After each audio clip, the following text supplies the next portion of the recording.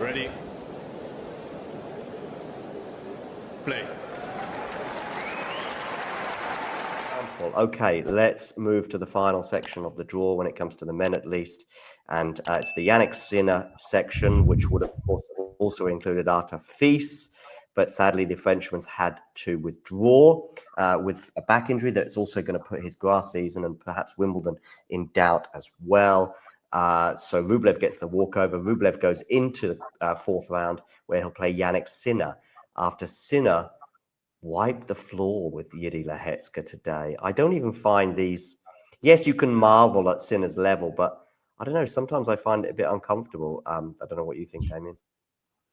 Honestly, there are two matches on the screen, and I think the bottom one was more exciting. Just the saga of Arthur Fields, how is he going to hold up against Rublev? Then he has the press conference, and we have some quotes from French TV. Yeah, I think it was a little more interesting for sure. Obviously Sinner is a monster, and the efficiency is very different to Alcaraz, but I think they're both similarly out of this world. They are playing a very different sport to all the other 126 players in the draw. But this kind of a scoreline, it's Lehecka. He's supposed to be like making progress, going into the top 20 soon or something like that. And you watch this and, he's kind of out there, obviously so happy when he wins one game. And that's kind of amusing. But at the same time, you can see that he has zero belief that he is going to win this match. And it's obviously not how you beat someone like Sinner. After the match, I think he also said that only Alcaraz can beat him or something like that. And if the people that didn't like what Casper said and did during the Rome clash with Jannik, they will also not appreciate Iri today. I didn't hear you say that, but yeah, I moved on pretty quickly from the Casper comments. I think sometimes you just have to just accept that the other guy plays phenomenally better than you. Anyway, but coming back to today, Vanch, Sinner against Lehecka. Have you got anything to add before we look ahead to his clash with Rublev? I wonder if scorelines like this just make it like seem like Sinner already just like has an aura. Like every time he walks on the court and he plays players like this, it's like, are we already at a point where like players just come in thinking they have no belief, like they have just no chance? Because like the more this keeps on happening, the more I just feel like, I'm watching this and it's like Lehecka is trading ground strokes with Sinner and they're going like toe to toe, and then Jannik is just so much better at it. Like there really is not that much else to say. Like he just hits the ball better of both wings, harder, deeper, a little bit faster, and then you just get these score lines. It's the same thing every time Sinner plays de Minaur. Like it's just there's just like nothing else to talk about. And then Sinner comes up against Carlos, and then Carlos can do all these million different things that the other players can't do.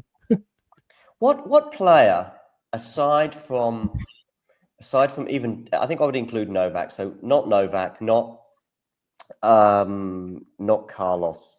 What player in the top 50, Damien, strikes you as, what, this guy could do something? We've never seen them play before. He's a jack in the box. He's tricky. He can do stuff that might be able to hurt Jannik. Let's talk about on a clay court. That's where we are right now. You're talking about like this event, for example, or in general? Actually, I was thinking in general. So it could be a player that's out. I'm thinking of maybe a Marozsan or someone. But I mean, obviously there's still Zverev in the event. There's still Draper.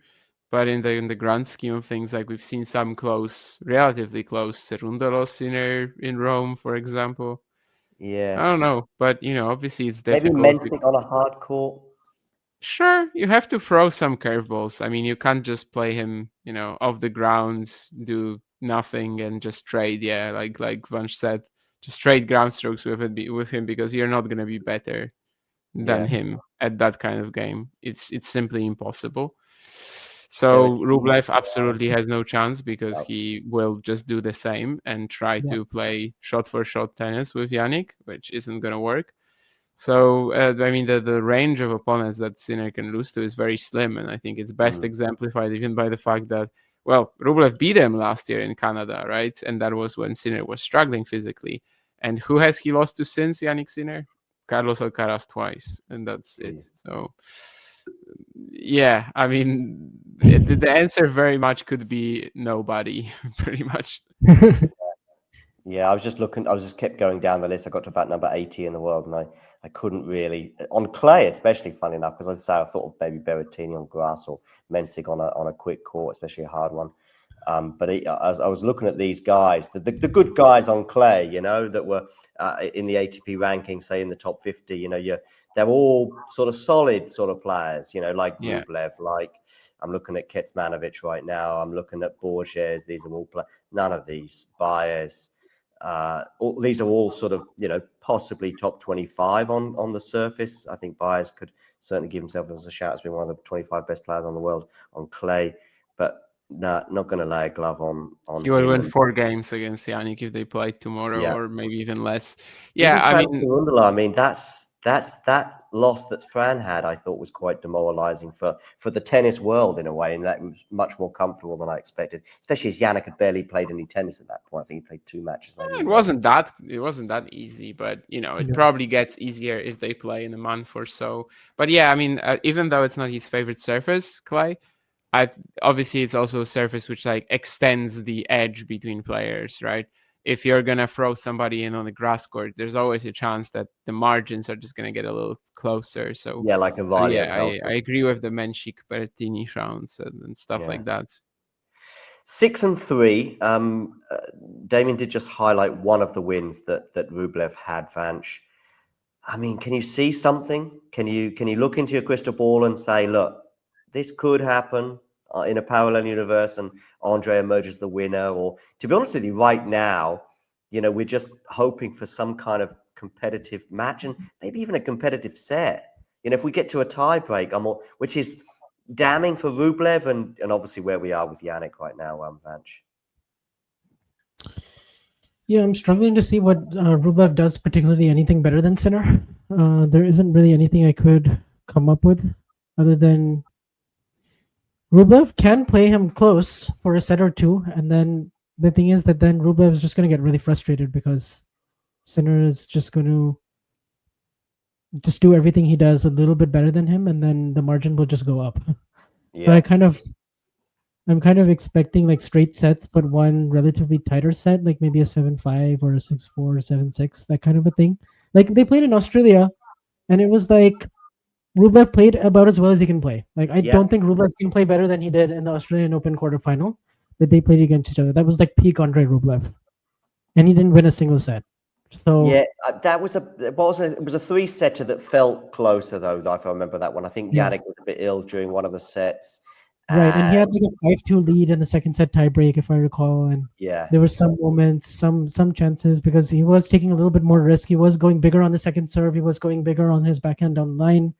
He was just being a little bit braver, but just mostly from the baseline, right? Because he doesn't really like to come forward, and he doesn't have a ton of variety, obviously. So it's just going to be play as big as you can from the baseline, play closer to the lines, and just hope that maybe Sinner's a little bit off in the beginning, and he isn't quite finding his range, and then maybe there's a chance to win a set, but it's going to be slim. And plus, Andrey didn't get to play his third round, so that can either help him or hurt him. Yeah, I mean, at least it's something. That's a curveball in itself, if you like, and that might mean. Definitely, he didn't have set points in the breaker since it was 7-5. Yeah, maybe he had them before, but. Yeah, I mean, that match, the one in Australia, it was also, we talk about post-puke Sinner, but it was also pre-Grand Slam winning machine Sinner. So there was still... like 3 matches pre, Yeah, it was 3 matches, but I was thinking to myself, I wanted a Jannik Novak semi-final, so that would be competitive. I feared an Andrey before the break. Heavy loss in the Australian. It was a great match. It was a great match from Rublev, honestly. Yeah, it was. He played some of the best tennis I've seen him play in a Grand Slam quarterfinal, and he still came up. Yeah, I mean that level might have won him a quarterfinal or 2, but it wasn't good enough to beat Jannik that particular against Francis at the US Open. Yeah, sure. Yeah, that's one I'm thinking about. I was at that. Marin at the here Paris. Yeah. Marin Cilic. Yeah, of course that was a 5-setter. I think with a 5th set tiebreak that went the way of Marin in 2022. But I think that's 3 nods for Jannik Sinner win, and probably also in straight sets. If you enjoyed this video, make sure you hit that like button. Don't forget to subscribe and click that notification bell so you don't miss out on all things tennis.